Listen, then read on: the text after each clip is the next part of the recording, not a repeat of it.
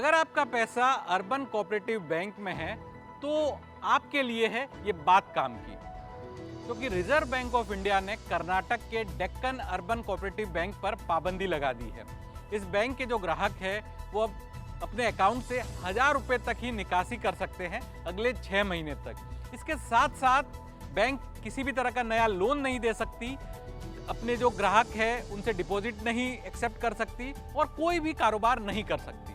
Reserve bank ने यह भी साफ किया है कि बैंक पर 6 महीने की पाबंदी लगाई गई है, क्योंकि बैंक की वित्तीय स्थिति ठीक नहीं थी। अगर 6 महीने बाद वित्तीय स्थिति बेहतर हो जाती है तो पाबंदी हटा दी जाएगी और बैंक का जो लाइसेंस है वो रद्द नहीं किया जा रहा है, केवल 6 महीने तक के लिए ही पाबंदी लगाई गई है।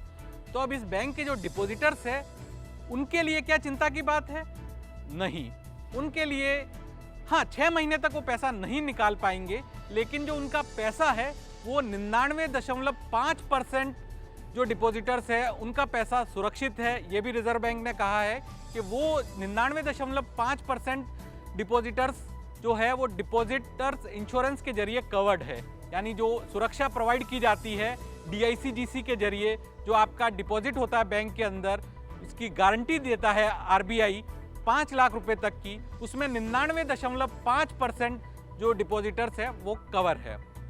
तो अब ये सवाल उठता है कि क्या जो बाकी बैंकों के डिपॉजिटर्स हैं उनको भी चिंता करने की जरूरत है, क्योंकि हाल के दिनों में कई सारे ऐसे मामले आए।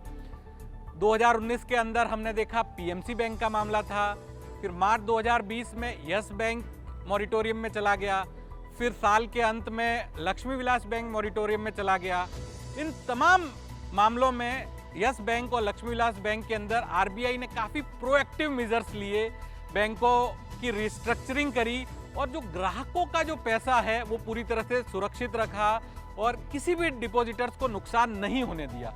और इसी दौरान सरकार ने भी जो डिपॉजिटर्स इंश्योरेंस की राशि थी उसको बढ़ाकर 1 लाख से बढ़ाकर 5 लाख कर दिया। तो ज़्यादातर मामलों में हमने देखा कि 90 से 95%, 98% तक जो डिपॉजिटर्स थे वो इस 5 लाख के ब्रैकेट के अंदर आते हैं।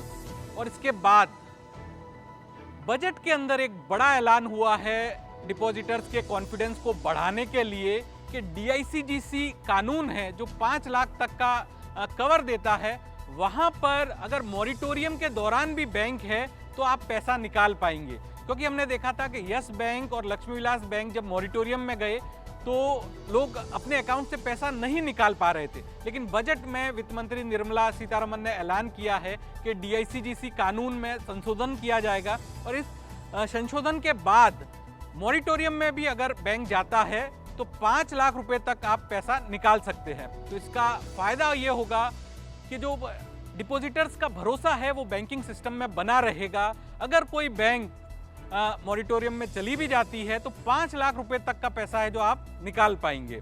तो रिजर्व बैंक का मकसद यही है कि बैंकों के ऊपर चेक एंड बैलेंस रखते रहे, जिससे जो ग्राहक है, जो डिपॉजिटर्स है, उनका पैसा सुरक्षित रहे।